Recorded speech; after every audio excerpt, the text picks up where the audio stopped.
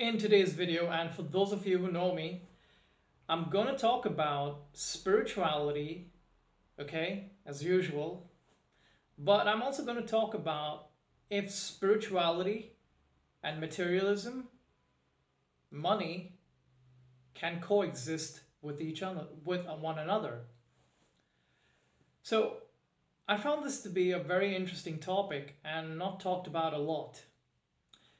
However, I'm also briefly going to touch upon things like the law of manifestation and the law of attraction as well. Now, bringing us to the main topic, if spirituality and money can coexist with one another. Obviously, leave your comments down in the comment section down below. But here's what I think. Spirituality, as far as I've practiced, always is about turning away from materialistic endeavors and pursuing endeavors that pertain to the soul, to self-discovery, and things like that. They include, to some extent, psychology, okay, and philosophy to a greater extent. In materialism, you find that the endeavors are they're always physical in nature. It's always about improving the physical quality of life, about enjoyment. So, for example, in yoga, you come across two things. One is yoga, which obviously means union, for those who have studied, and bhog. Bhog means enjoyment. Yoga, properly in that spiritual sense, means to unite your senses with the divine creator of everything. Bhog, it means to unite your senses with the created, okay, with things, with the outside world, with the external reality. So what's wrong in that, right? Materialism has always come under some or the other kind of criticism, just like spirituality. Now, let me explain. Spirituality and materialism are at two completely opposite ends. It just absolutely has nothing in common. Okay, one proposes a moving away from material pursuits, and one proposes an absolute impossible compatibility with spirituality, because if it does move towards this side, it has to leave this, the material plane. So can they really coexist? That's the big question, right? I'm going to dive a bit into astrology to make this more interesting, by way of an analogy, rather than just tell you straight up that this and this coexist because of this and this. I'm going to get to that, but I'll let you figure it out. So I've been studying astrology, and it's a recent development, and I found it quite interesting. I found this conjunction called Guru-chandal yoga in Vedic astrology, and I have to mention KRS for this.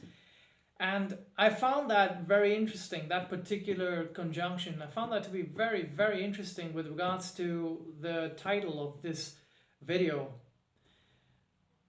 What happens in a Guru-chandal yoga is that the Guru, which is Jupiter, conjuncts Rahu, Chandal, the thief, the one of insatiable appetite, the one who just cannot be satisfied, the one who takes shortcuts, the demonic entity Rahu. Especially when, apparently, when these two are in the first house, that's when there is said to be this Guru-chandal yoga. Osho is said to have had this Guru-chandal yoga. Apparently, people who have a Rahu in the first house are very materialistic as people. They make for great politicians and for great business people, people who are good in entertainment as well, because Rahu is about illusion, Maya. It was a very, very interesting thing to read about.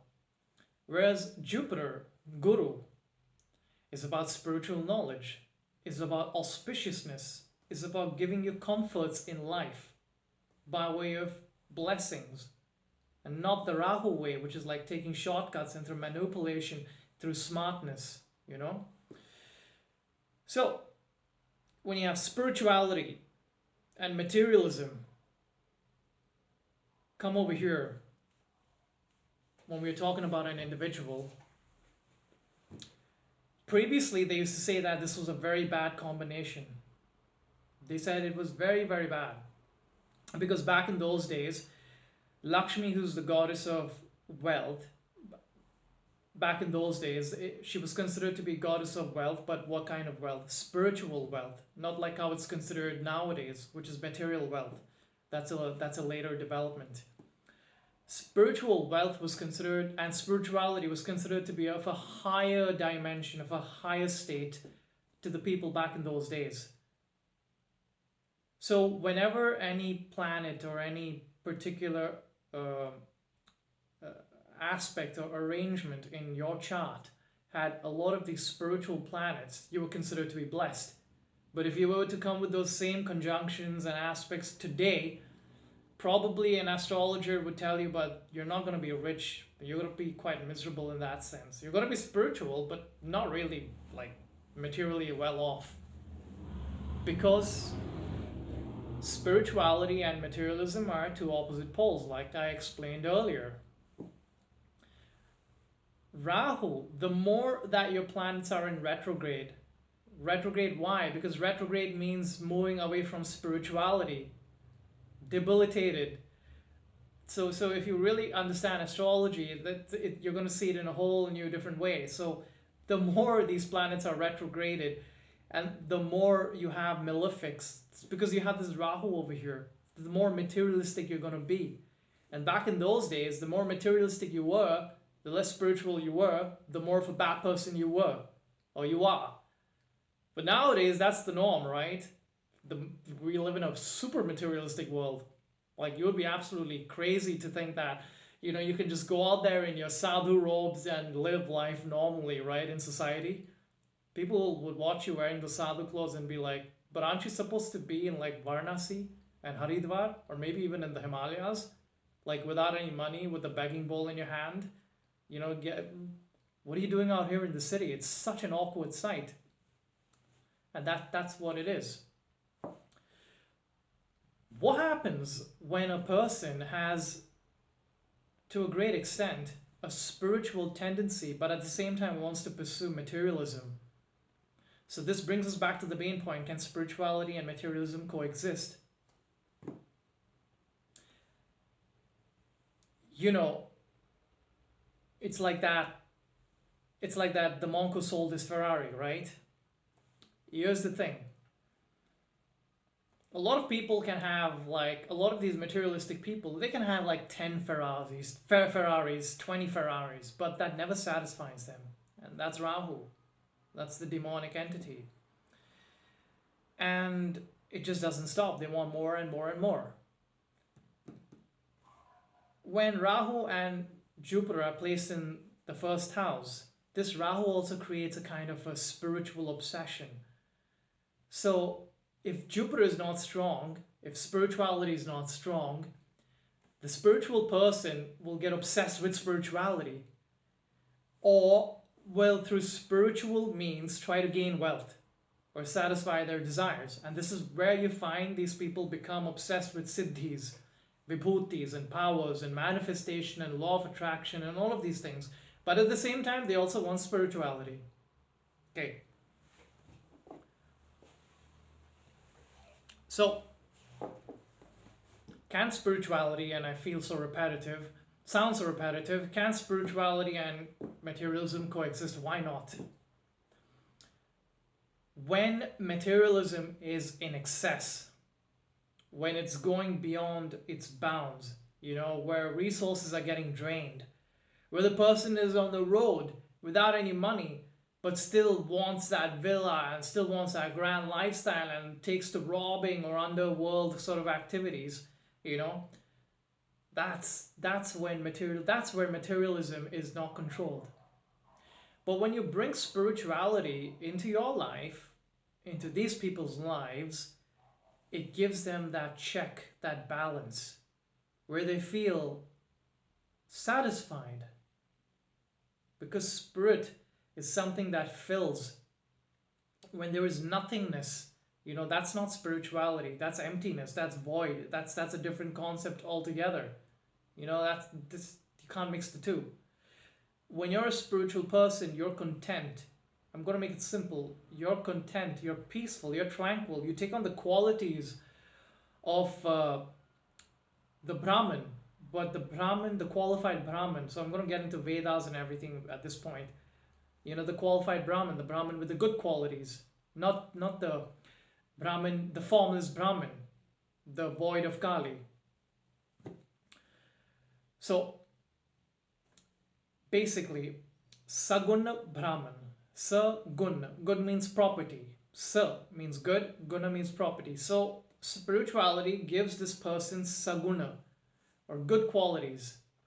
And so those demonic propensities are brought down and balanced out and, calmed down. The person finds peace. The person is not going around and, robbing people and torturing people and, doing all kinds of evil things in order to satisfy his desires and greed. Nirgun Brahman is at another level. Gun means, as I said, property, for those of you who don't know, and Nir means without. It's like Nirvikalpa Samadhi. I explained it in one of my videos on meditation. So these people, the spiritual people, they don't even want Sagun. They want Nirgun. So they tend to even take out the material aspect of life to the point that they go into such heavy ascetic practices that even this becomes unhealthy and imbalanced. So these people end up becoming recluses. And all of society can't do this. It's not practical at all. I'm going to give you an example. When I started my spiritual practices, I had this deep and profound experience of samadhi. I just started. The funny thing is, I got into samadhi while listening to a particular DJ trance track, sitting in Padmasana. It's a very weird way how I got into it. There are several methods and ways of getting to samadhi. That just for that moment was the best thing for me. I wasn't even trying. And when I came out of that trance, I'll link that song that I was listening to, by the way. But I was sitting in Padmasana, so just so you know. When I came out of that trance, I remember that I myself was a very materialistic person before that. And I was quite greedy as well. I wanted to become rich. I was very ambitious.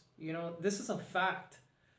I know a lot of people are ashamed to talk about this, but I'm not, because I've actually changed and transformed.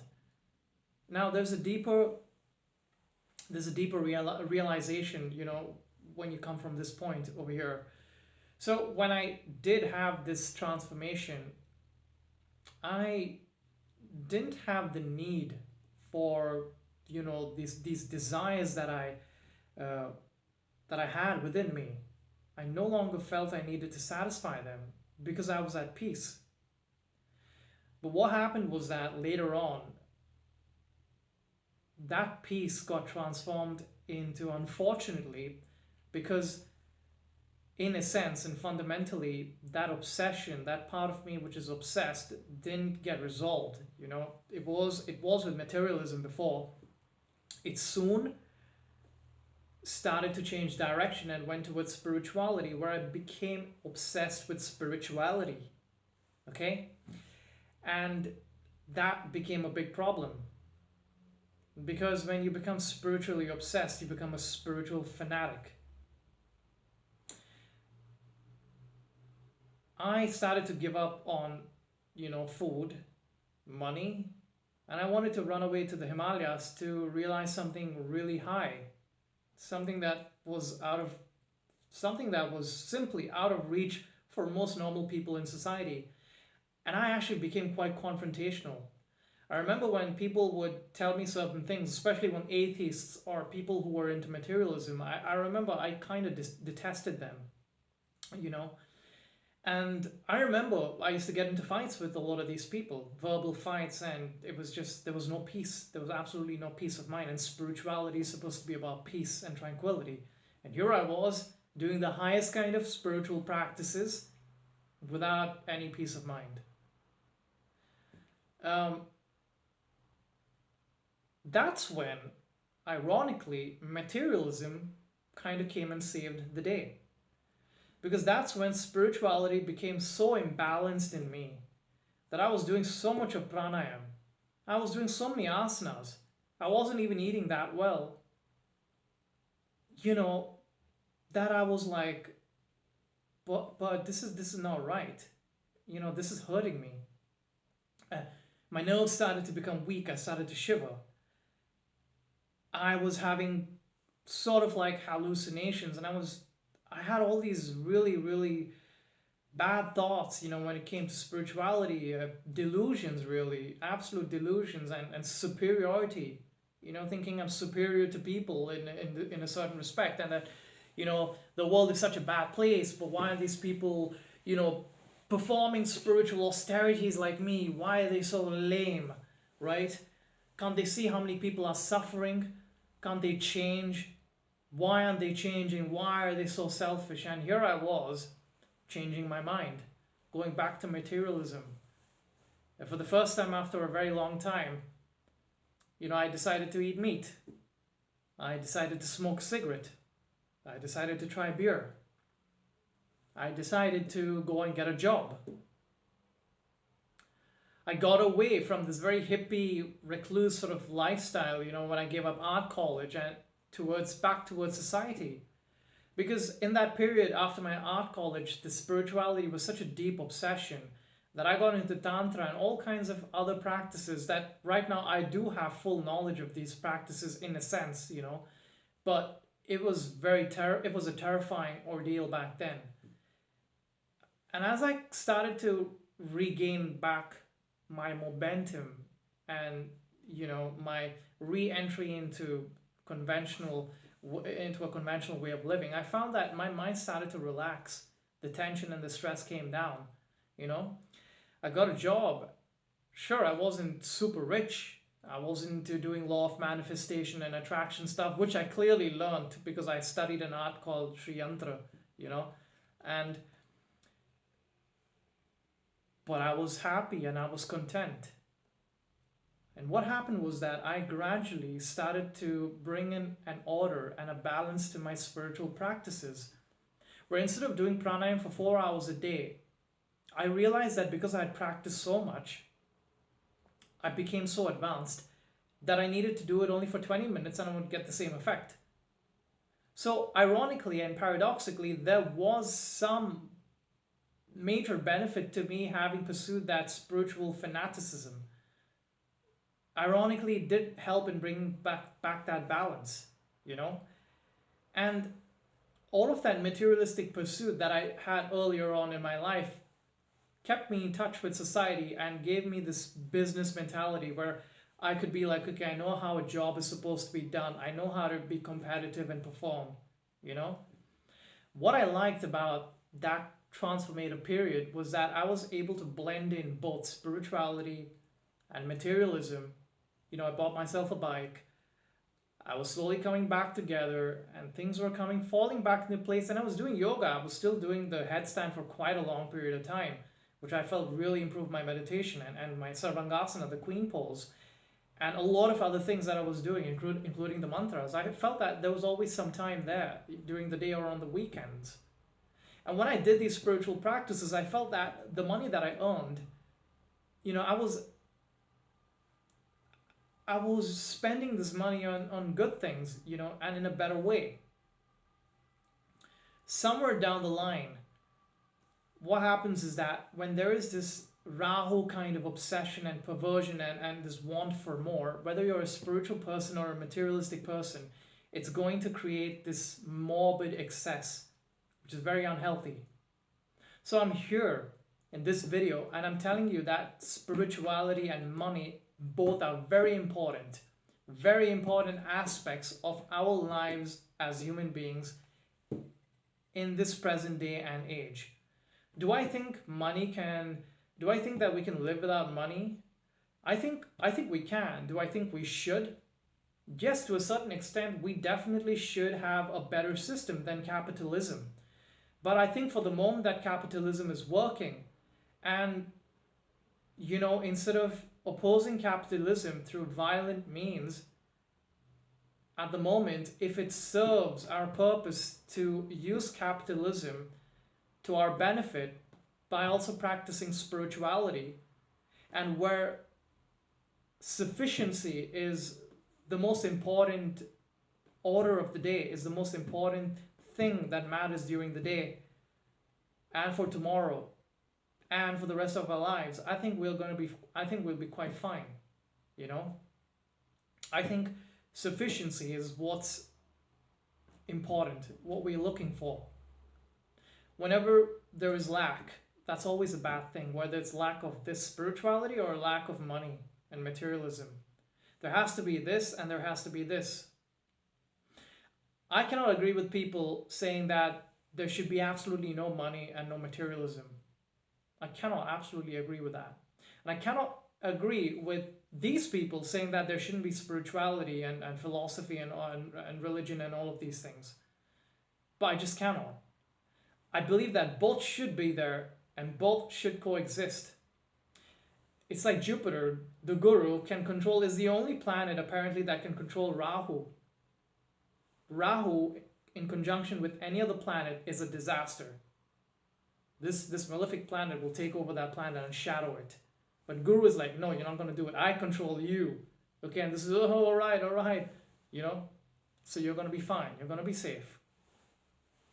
What I liked about spiritual minimalism was that no matter how much money you have, you're not spending it in excess. It's not, being spent in a very decadent way.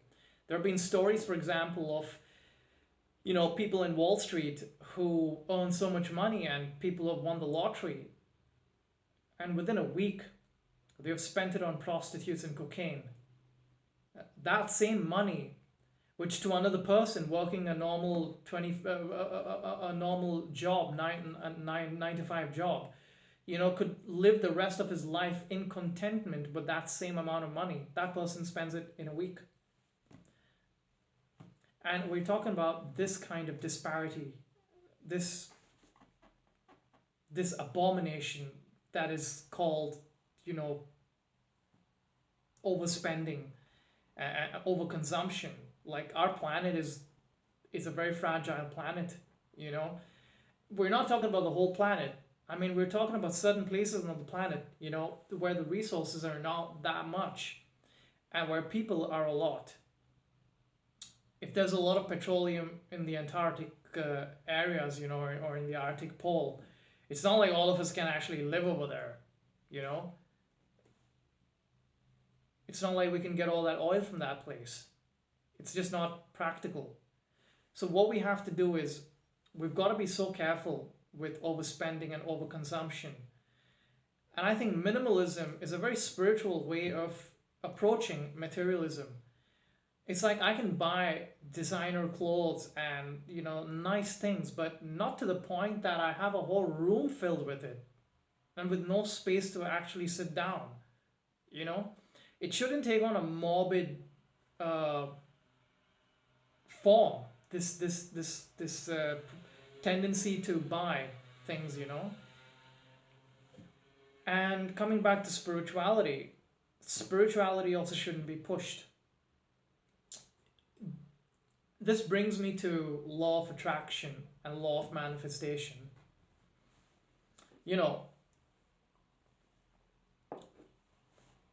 There are people who are saying that you can get the material stuff, through spiritual means.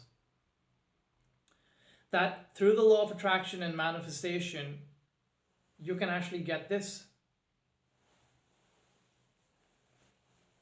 So, if I were to understand more clearly, Jupiter, which is a spiritual planet, according to the law of manifestation and attraction, Jupiter has to attract Rahu and get the wealth from Rahu. Jupiter, which is this planet of spirituality, which is the guru, which says, you shouldn't be asking for these things. They will be given to you.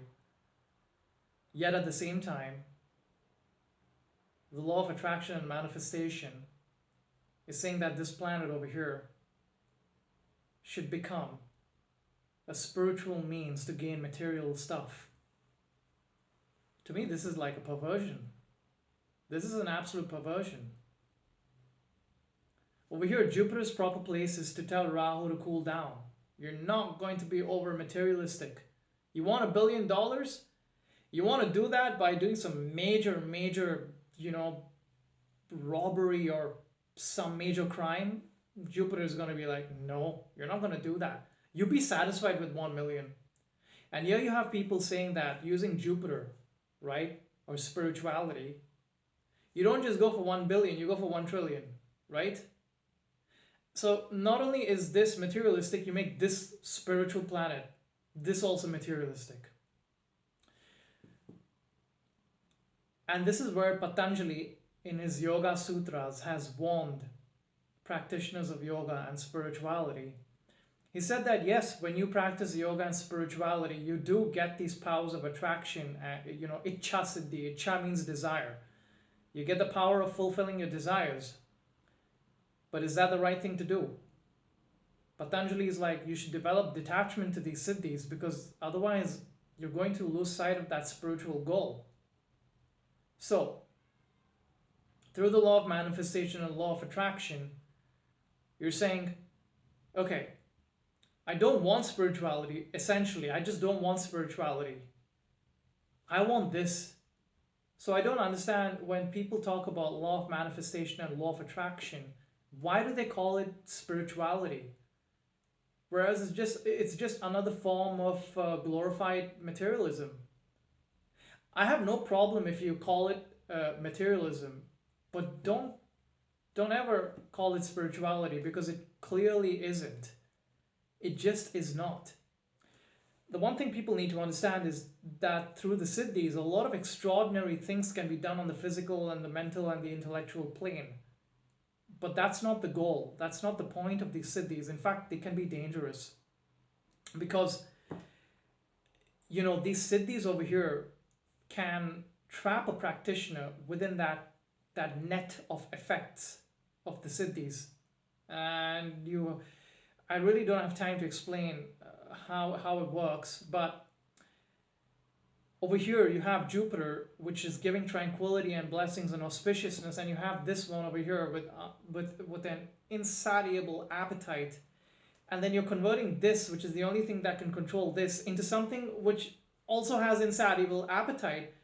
This is going to become the greatest con spiritual entity ever with these two combinations. The con of the century. This is what they're going to end up becoming. So you decide whether you want only spirituality or materialism, or whether you can have this healthy balance between the two. Because the proper utility of spirituality is to bring a healthy balance and a healthy regulation to material things. And the utility of materialism is to give and provide things that are really required to the human machine, the mind, to the emotions, because you can't practice spirituality without the body, or without, to some extent, being happy in a material way. It's absolutely incorrect when spiritual people say, don't pursue your desires, repression, abstain from your desires. What that's going to do is that it's going to create an enormous dissatisfaction, and this Rahu entity is going to become even more dissatisfied, and it's going to be chaos. Eventually this will rebel so badly against this, and that this will become an atheist and be like, I don't believe in spirituality. I am going straight for materialism. So it's very important to have balance. Spirituality and materialism can coexist, but it has to be done in a very healthy way. I can own a Ferrari, for example, but if I'm spiritual about it, if I don't have this pride about it, this thing where, I'm being very disparaging and sort of being like, I have a Ferrari, I'm such a cool guy, it's very cheap. You have an expensive car, but you're behaving in a very cheap way. what spirituality teaches you is detachment. You have a nice car, you enjoy it, but then you don't get attached to it. It's there for you to enjoy. You shouldn't allow that to control you. That's how addictions are created. Instead of you enjoying something, that thing starts to enjoy you. And eventually you're consumed by it. So, spirituality and money definitely must coexist. Not only can they coexist, but they absolutely should coexist. You know? Think about the good that money can do in terms of giving food to people or to children that don't have it, education, housing, taking care of the first chakra related insufficiencies and imbalances, the root chakra imbalances. This is where money and materialism can really help. But instead of giving it to everybody, what's happening is it's going to only a few people with this supremely Rahu kind of propensity. And on the other hand, where spirituality can help people who have problem with materialism, you find that these spiritual people are only keeping it to themselves. And they're absolutely going away and isolating themselves and just not at all, looking down on these materialistic people. They have their own spiritual ego, saying that, we don't believe in this materialism and this and that. You guys are losers. Wouldn't it be better if both come together, and create a good partnership? And that's what I'm trying to propose over here, because in my own life experience, this is what really works in life. There are only 2 points in life for what we know: A, birth; B, death. That point in between over there, between A and B, that is the most precious part of life. And if you waste that precious part of life bickering away the energy onto all kinds of imbalanced things like over materialism and over spirituality, it's a sad thing indeed. I think life should be enjoyed. Definitely life should be enjoyed, but it has to be enjoyed in a healthy way. And with this, I'm going to conclude this video. And there's nothing more for me to say with respect to this. I was just very interested, especially when I read about the Guru-chandal combination, and that's when I thought, this makes so much sense. This absolutely makes so much sense. So, thank you so much for watching this video. If you do like this video, of course, hit the like button. If you don't, nobody's forcing you. Subscribe to this channel. I'm going to come up with some new videos every time, and sure, there are no fancy lights and everything, but I hope what I say kind of makes sense. And I will join you guys next time. Goodbye for now. Bye-bye.